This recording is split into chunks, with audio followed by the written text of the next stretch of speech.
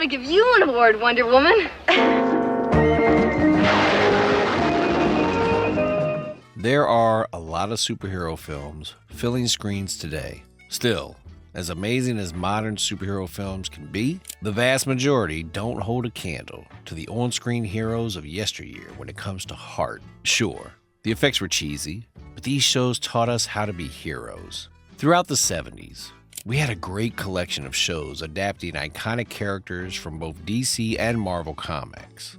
We had Shazam, we had Wonder Woman, and of course, the Incredible Hulk. We've had gorgeous and expensive film adaptations of these characters in recent years, but those films were arguably more focused on building up to loud and colorful CGI battles, rather than necessarily providing a heartfelt story to its viewers.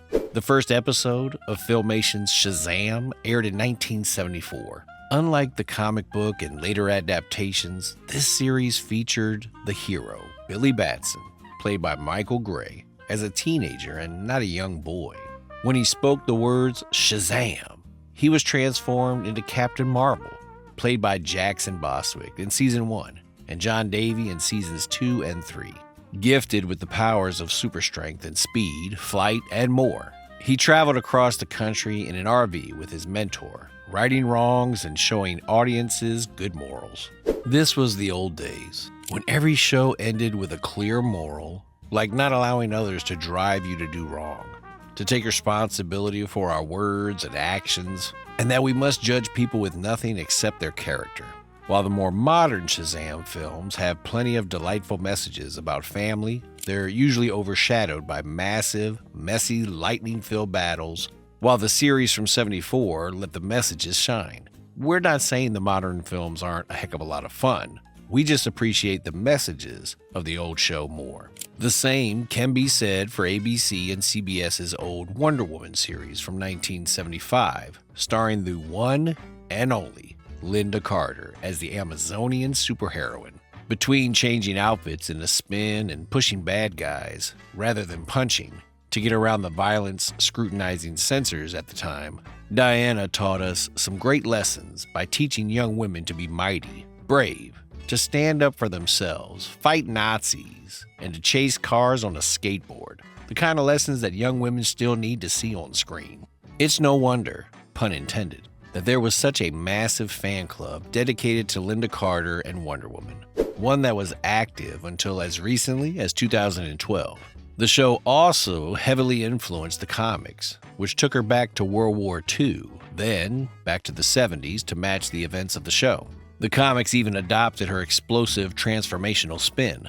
It was a good thing, because this came during a time when television and the comics appeared unsure of where to take Diana. There were even several other attempts at bringing Diana to the screen, with a failed TV film starring Kathy Lee Crosby, which essentially slapped the Wonder Woman name on what looked more like a 70s super spy than an Amazonian. It was the 1975 show that brought Wonder Woman back to her roots and back to standing up for truth, justice, and compassion. Was Wonder Woman's cinematic debut in 2017 an important moment for the superhero?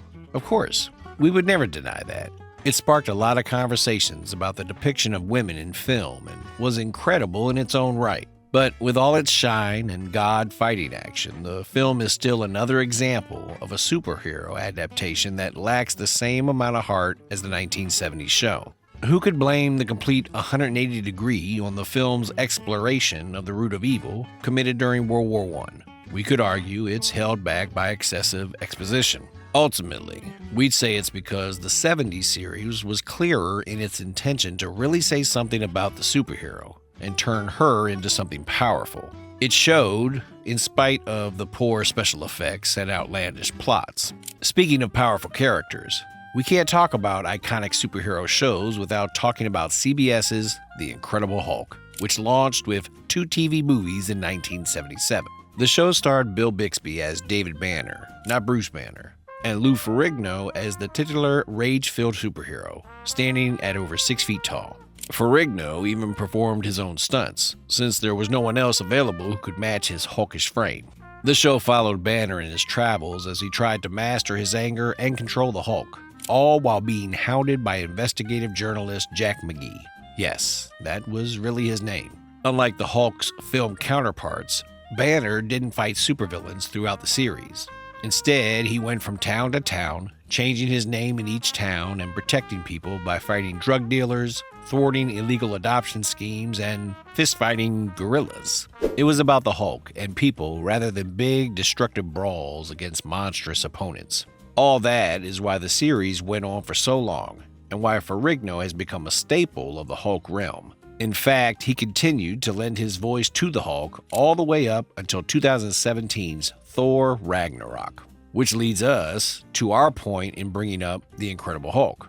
Looking at adaptations of the Hulk in recent decades, it's mostly been about Hulk versus supervillains like Abomination, Gods of Asgard, or Hulked Up Dogs.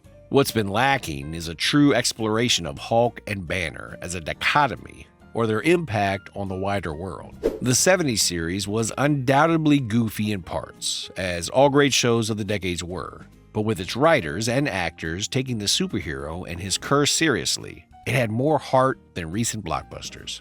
Do you miss the heart of television superheroes of the 70s, or do you prefer the action of modern blockbusters? Let us know in the comments. If you're all about celebrating those classic, mind-blowing stories, don't forget to like, subscribe, and hit that notification bell for more retro goodness.